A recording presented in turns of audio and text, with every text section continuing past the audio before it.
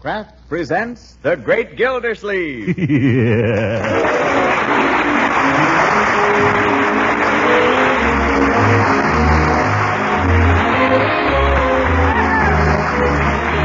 The Kraft Cheese Company, who also bring you Bing Crosby every Thursday night, present each week at this time Harold Perry as The Great Gildersleeves, written by John Whedon. We'll hear from the great Gildersleeve in just a moment. You know, bread is a mighty important food. But after all, to make bread really appetizing, you need a good-tasting spread on it. And that's the reason you should know about Parquet margarine, the delicious, wholesome spread for bread made by Kraft. You see, Parquet is economical, so you can serve your family all they want. And if you haven't tasted margarine for a good long time, you're going to be pleasantly surprised when you taste Parquet. Parquet's flavor is something you'll want to tell your friends about. It's so delicate and appetizing, so downright good. Besides using Parquet as a spread, you'll want to use it for baking and pan frying, too. It's a fine energy food that helps provide the vitamin A your family needs. You're going to be pleased with Parquet's economy, too. So order a pound or two tomorrow. Just ask for Parquet, P-A-R-K-A-Y. Parquet, the margarine made by Kraft.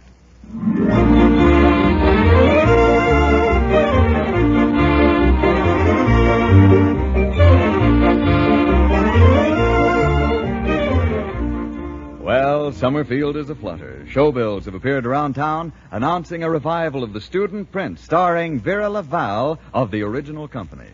When the box office opened this morning, the first in line was our friend, the great Gildersleeve. And we find him now at home, stretched out on the couch, gazing into the fire and warming himself in the memory of days gone by, while through his head run the immortal melodies of Sigmund Romberg. I have a dream of you, fashioned of a starlight, perfume of... Oh, she was lovely. She was lovely. Vera Laval. Mr.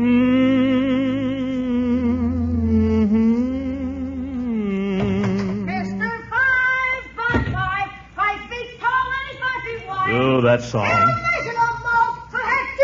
Leroy! Go from side to side. Yeah, it I'm is. sorry, Uncle. Didn't know you were here. I told you I don't like that song. I don't like a song that makes fun of anyone's physical peculiarities. Oh. Well, gee, Uncle, you don't have to take it personally. I don't see any other way to take it. It's certainly not music. Mr. 5 by 5. 5 feet tall and 5 feet wide. He don't Bertie. know. Yes. Must you sing that song? Well, you were singing, Mr. Gildersleeve. Let me make my position clear to everyone. I do not like Mr. 5 by 5. I don't want to hear it. You must sing it when I'm not around. Yes, sir. Can't I even play the record? No. That's what I bought with my own money. It's Freddie Slack's band. Freddie Slack. I don't care if it's Kusevitsky's. I don't like it.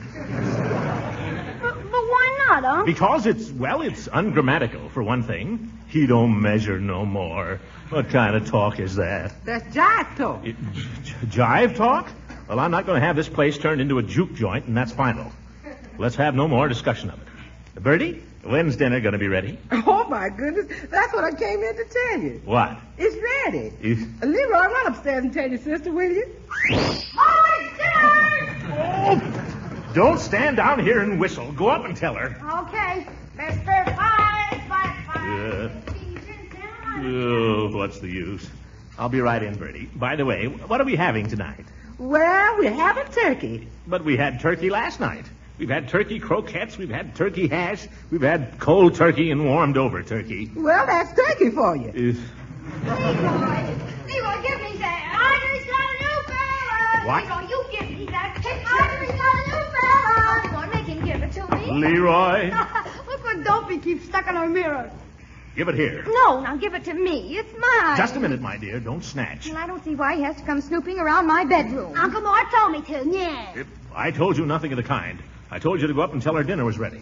And it is. Come on, we'll settle this at the dinner table. Well, Leroy has no business taking things that don't belong to him. You're quite right, my dear. Leroy, give it back to her, whatever it is. What is it, anyway? Nothing. It's just an old picture out of a magazine. It's Alan Ladd. She thinks he's murdered. Leroy, I'd like to break your neck. And who, may I ask, is Alan Ladd? Oh, you know him. He played in that movie with Veronica Lake. Who's Veronica Lake? Are you kidding? You know Alan Ladd. He plays gangsters. He talks with his mouth shut. Come one step closer, bud, and you're dead. That is not like Alan Ladd. Well, you're no Veronica Lake. Leroy, eat your soup. I don't know what this generation is coming to anyway. Movies, gangsters, juke joints, Mr. 5x5. Yeah. You. In my day, we had good, wholesome, artistic entertainment, and we enjoyed it. Such as what, Uncle Mort? The Merry Widow? Oh, you kid. No, not the Merry Widow. I'm not quite as old and dilapidated as you might think. Well, what? I'd like to know what you thought was hot stuff when you were young. Marjorie, I don't recall that we ever referred to it as hot stuff. But as long as I live, I'll never forget a performance I saw of the Student Prince. Oh, brother. Oh, for goodness sake, it's playing here right now. It opens tomorrow. I know that, my dear. And with the same star I saw in it, Vera Laval. She was a gorgeous thing. Golden curls and blue eyes and dimples and a smile. Well, I saw it 4 times. Why, Uncle Mort, I never thought of you as a stage door Johnny. You may think you're joking, my dear. But as a matter of fact, I did wait outside the stage door for her one afternoon. I stood 3 hours in the snow just waiting for a glimpse of her. What happened? Nothing. They weren't giving a matinee that day. Oh, I think that's sad. Oh, but that didn't stop me. I went back to the stage door again that night. Did she come out? No, she came out the front door. But I saw her, and I ran after her. And that was when she spoke to me. What did she say? Well, I remember she was getting into a cab, and I saw a glove lying at her feet, and I picked it up and gave it to her. And what did she say? She said it wasn't hers.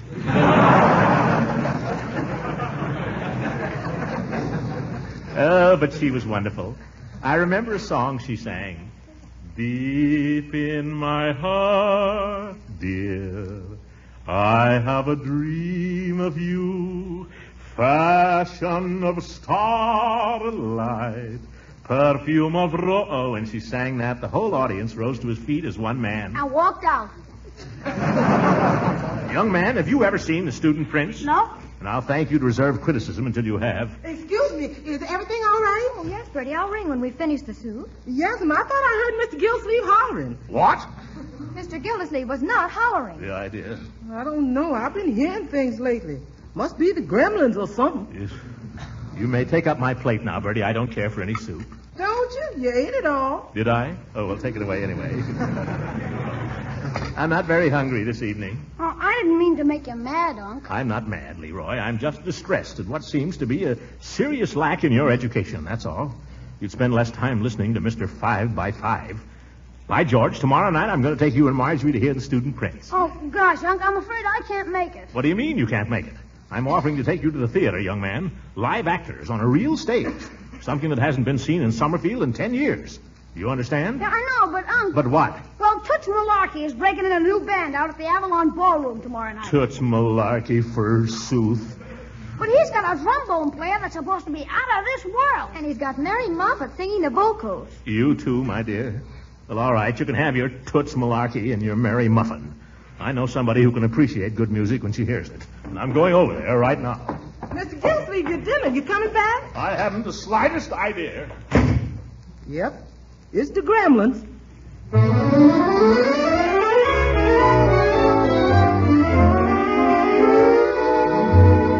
Throckmorton, I'd love to go to the play with you. I really would. But just about an hour ago, Judge Hooker called up. Oh, Hooker. Yes, and he asked me to go with him. Well, Leela, of course the judge is tone deaf, but if you don't mind that.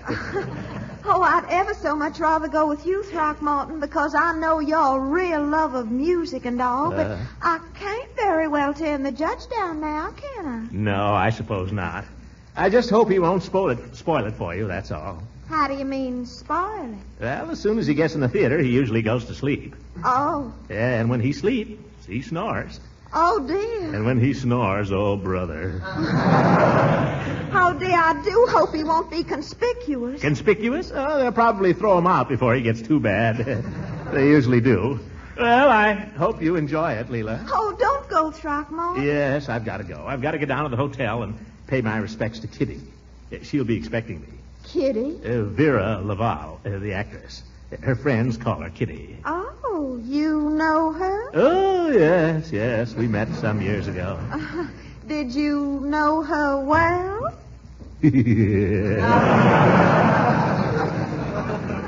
Why, Throckmorton, you never told me about that. What was there to tell? It was the old story. She had her career, so eventually she went her way, and I went mine. She was a lovely creature, though. And now, after all these years, we meet again. Life is funny, isn't it? Yes. Yes, it is. Yeah. I remember the night I first met her. It was in front of the theater, the Tivoli. She was waiting for a car, and she dropped her glove. I still have it. Oh, Throckmorton, you're so romantic. You know, people used to tell me I ought to go on the stage. They did? Yes. You know, I'd love to meet your friend. I'll tell you what, I'm giving a little chafing dish supper here after the theater tomorrow night. Why don't you come and bring Miss whatever her name is? Oh, I'm afraid I couldn't do that. Kitty's the shy type, and you know how actresses hate publicity or anything like that. Oh, do they? Yes. And anyway, with Hooker here, well, you know, he's a little uncouth. He wouldn't know how to behave with an actress. Well, try to come anyway, will you? I will if I can, Leela. Got to go now. Well, goodbye. Well, what is it, Throckmorton? Have you forgotten something? Egad, she was lovely. Goodbye, Leela. Goodbye, Throckmorton.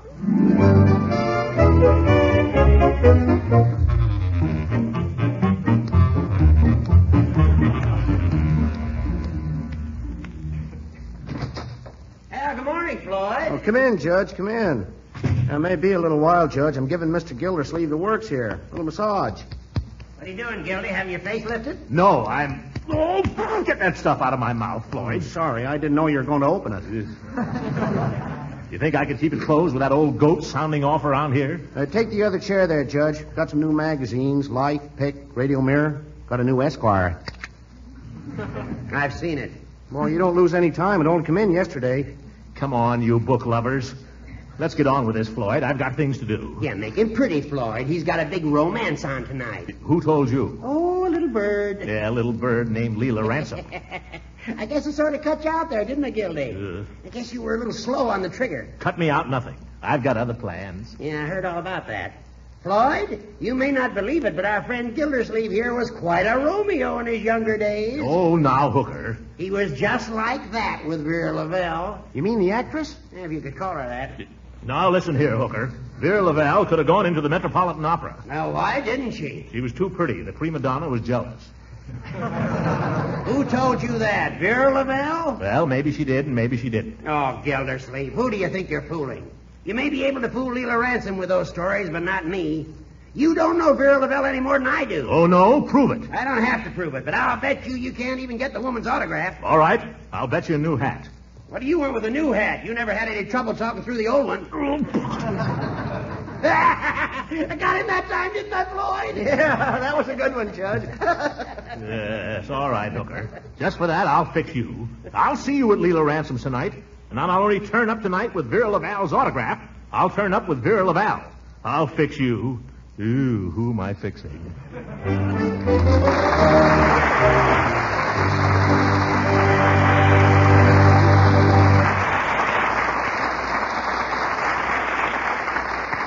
The great Gildersleeve will be with us again in a few seconds. If you read the food pages in the newspapers and magazines, you know how important our government thinks good nutrition is these days. While our health and strength really depend to a large extent on the wholesome, nourishing food we eat. So you'll be glad to know that the right foods need not be expensive. And an example of that is Parquet margarine, the delicious, nourishing spread for bread made by Kraft. You see, besides being mighty good tasting, Parquet margarine is an economical source of important food elements. Parquet is one of the best energy foods you can serve. It helps provide the vital energy your family needs for hard work and play. And Parquet margarine is a reliable year-round source of vitamin A. Every pound contains 9,000 units of this important vitamin. Yes, Parquet is one of America's highly nutritious foods, yet it's wonderfully thrifty, too. So put Parquet margarine on tomorrow's grocery list. Remember, it's Parkay. Parkay. Parkay margarine made by Kraft.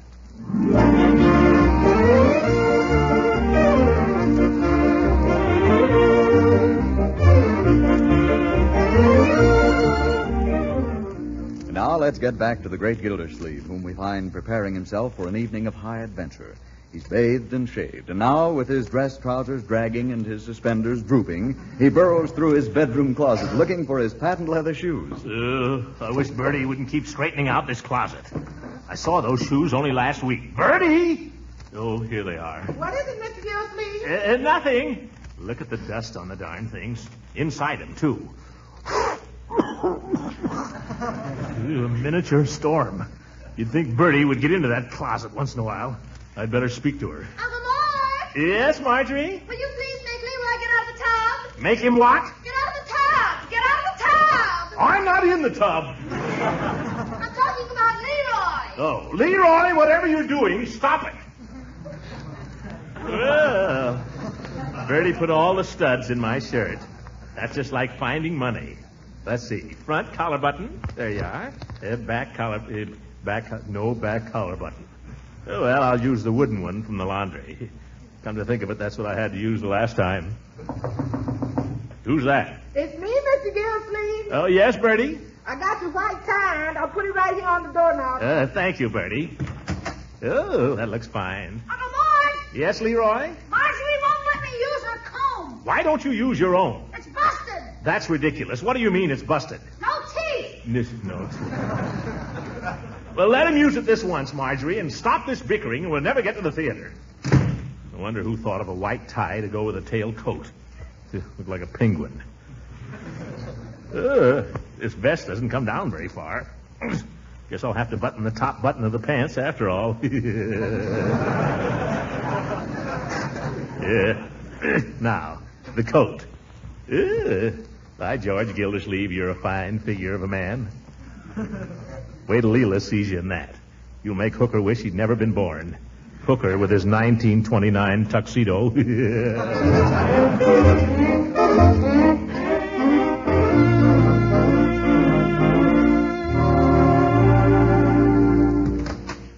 Hello, Peavy. Oh, hello, Mr. Gildersleeve. All dressed up, I see. Never mind that, Peavy. Give me half a dozen panatellas. I'm in a hurry. The children are waiting outside. Panatellas? Why, you usually take the... Yeah, I know. Perfectos, but I need them to fit my case here. Ooh, cigar case, too. You must be going down to the Opera House. That's right. I'm stepping out later, too, with the star of the show.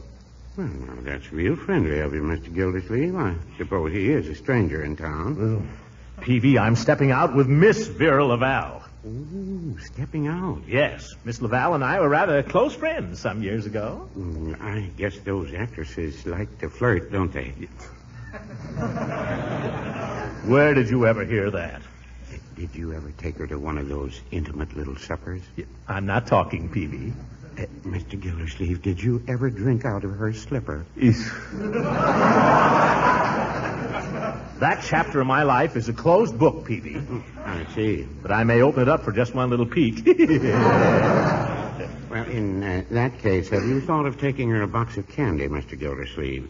A nice selection of chocolates often makes a favorable impression on a woman. I'm saying it with flowers, Peavy. You see this corsage? Very nice. Such a refined odor. Of course, Mrs. Peavy is very partial to geraniums. You don't give an actress geraniums, Peavy. Actresses need special handling. Actresses are entirely different from ordinary women. Well, no, I wouldn't say that. Don't you fool yourself, Peavy. With an actress, you never know where you are. An actress can look you right in the eye and lie like a trooper. She can laugh 1 minute and cry the next. She can run through the whole gamut of human emotions in no time. And for no reason. Yes, so can Mrs. Peavy. Give me those panatellas. Oh, yes, here you are. Oh, Mr. Gildersleeve, I couldn't interest you in a new perfume for men. It's called Heather. No, perfume is for people who have something to conceal, and I haven't. Have I, Peavy? Well, not really, Mr. Gildersleeve. Nothing to be ashamed of, but mothballs do have a characteristic aroma. It'll wear off. Good night, Peavy. Good night, Mr. Gildersleeve.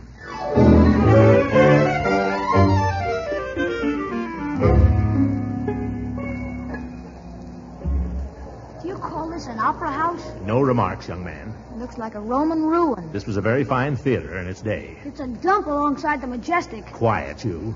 You're going to see this whether you like it or not, so stop beefing. Okay. Hey, can we buy some candy? Where are we going to buy candy? They were selling it out in the lobby. We just got settled, Leroy. Why didn't you ask for it then? No, you can't have any candy. We didn't get any programs, Uncle Mort. Oh, so we didn't. Usher. Miss.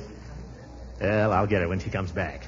Oh, there's Dr. Pettibone and Mrs. Pettibone. Hello. Uncle Mort, not so loud. People are looking at you. Hey, Unc, No, Leroy, you may not. What is it? when does the show start? 8:30. Did they give us a newsreel, or did we just get this student prince thing? Suppose you just wait and see. Hey, look! Look who's coming down the aisle. Who? His Honor, the old ghost. And Mrs. Ransom's with him. Say, they're coming in here. They must be sitting in these seats right ahead of us. Yeah, Hooker fixed that. He did it deliberately. Oh, how could he, Uncle Mort? I don't know, but it's no coincidence. He did it to burn me up. Oh, good evening, Leela. Hello, Horace. Well, isn't this nice? We're all practically sitting together. Yes, quite a coincidence, isn't it? Hello, Marjorie. Hello. Leroy. Hi. Didn't know you were bringing the brood, Gildy. I'm leaving him after the show. My, you're looking so distinguished this evening, Throckmorton. Oh, thank you. You're looking, well, yourself. Say, Gildy, have you got a pocket full of mothballs, or you've been sleeping in a cedar closet? Excuse me, Judge. Miss, would you mind stopping the usher there, please, madam? Thank you. Where's that card now? Miss, will you kindly take this calling card back upstage and give it to Miss Laval with my compliments? Yeah, Vera Laval, the star of the show. Uncle Mort, not so loud. Everyone in the theater can hear you. Yes, miss. She'll be thrilled when she learns I'm out front tonight. I sent her some flowers, of course, earlier, her favorite kind. I just wrote on the card from an old admirer. But she'll know. Louder, Gildy. They can't hear you up in the balcony. Oh, Throckmorton, Yes, Leela? I do hope you'll be coming to my house after the show and bring your friends. Yes, don't forget the friend. Well, she's not too tired, Leela. We'd love to. Hey, there go the lights. Oh, isn't this exciting, kids? This is what I love about the theater. When the lights go down and the curtain's just about to go up. There's nothing like it. The orchestra's coming in now. See their heads? Yeah, like a row of pool balls. Can you imagine any of those guys playing with Toots Malarkey? Yips, you wait, Leroy. You're going to love this. It's got some of the most wonderful music.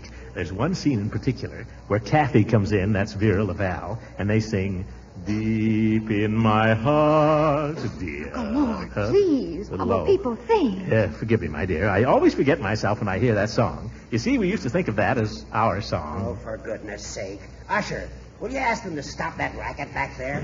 Uncle Mort, the usher, she's signaling to you. She can't do anything to me. I'm not disturbing anybody. No, she's got a card for you. Look, she's passing it in. A card? Oh, a card. It must be from Vera. Or Kitty, as we call her. It must be from her. Thank you, miss. My goodness, it is from her. She wants me to come back to her dressing room. Hey, where you going, Unc? Backstage. I'll probably see the show from the wings. You and Marjorie stay here and enjoy it, understand? I want you to enjoy it. Hey, let me out of there. I mean, pardon me, will you, madam? Oh, my corn.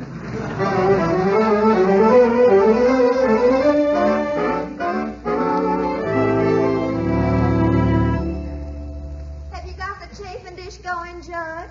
Yeah, doesn't blow up again. Well, I've got the cheese and everything. Oh, I suppose I might as well start it. Leela, I owe you an apology. I've seen some bad performances in my time, but that one tonight, wow. Oh, I can't agree with you, Judge. I quite enjoyed it. And I thought Vera Laval took her part real well. Of course, I could have sworn she was wall-eyed, but maybe it was just where I was sitting. I'll tell you one thing, she'll never see 50 again. Well, you can hardly blame the poor creature for that. But those costumes, I mean, really, do you suppose she made them herself? Oh, I wonder if that could be her now. If it isn't, Gildersleeve owes me a hat. I'll go, Leela. Well, come in, Gildy, come in. Miss Laval, may I present Judge Horace Hooker? Oh, how do you do? This is a pleasure, Miss Laval. Judge Hooker is our local constable, so to speak. Oh, always glad to meet a judge socially.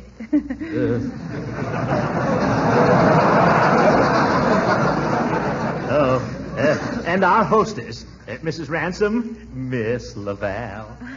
I'm just so thrilled you could come, Miss Laval. But, darling, you were such a darling to invite me. I smell something cooking. Welsh rabbit.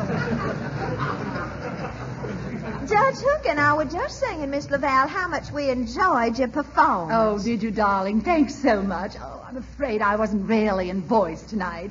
I was nervous for some reason. Oh, yes, I can imagine. It must be quite exciting, you and Throckmorton meeting again after all these years. Leela. And you knowing each other so terribly well and all. How's that again, darling? I said it must be... Excuse me, Leela. Vera, I'm going to hold you to that promise you made. What promise was that? You know you were going to sing. Oh, he's been after me all evening to sing, as if I hadn't sung enough already. But you said you would. Oh, but not right now. Not before the Welsh rarebit. Yes, right now, this very minute. Please, Vera. Oh, he's cute, isn't he? Oh, how can I resist him? Oh, why does it mean so much to you, I'll sing. Oh, good. Bravo, bravo. Thank goodness. What should I sing? Sing something romantic. Sing the song that brought you two together. Brought who together? Well, what shall it be? Well, after all, Vera, there's only one song where you're concerned. That's it. Oh, no, if you don't mind. I think I'd rather sing a new song. Oh, a new song? What's that? One that will always remind me of you. Oh, that's wonderful. All right, you sing it. Mr.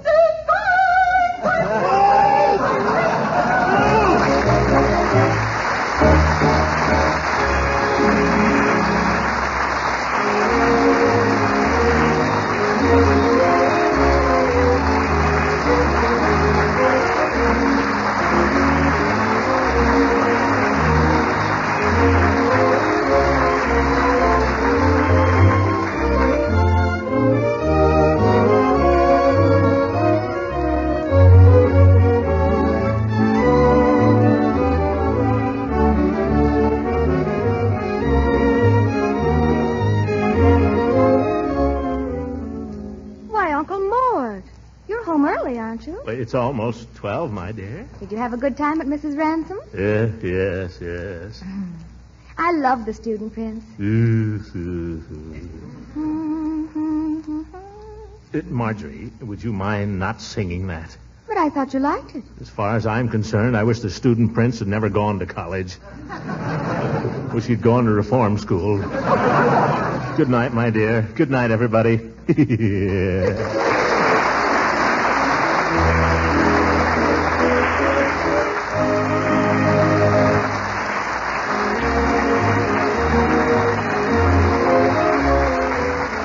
Original music heard on this program was composed and conducted by Billy Mills. This is Frank Bingman speaking for the Kraft Cheese Company and inviting you to tune in again next week for the further adventures of the great Gildersleeves.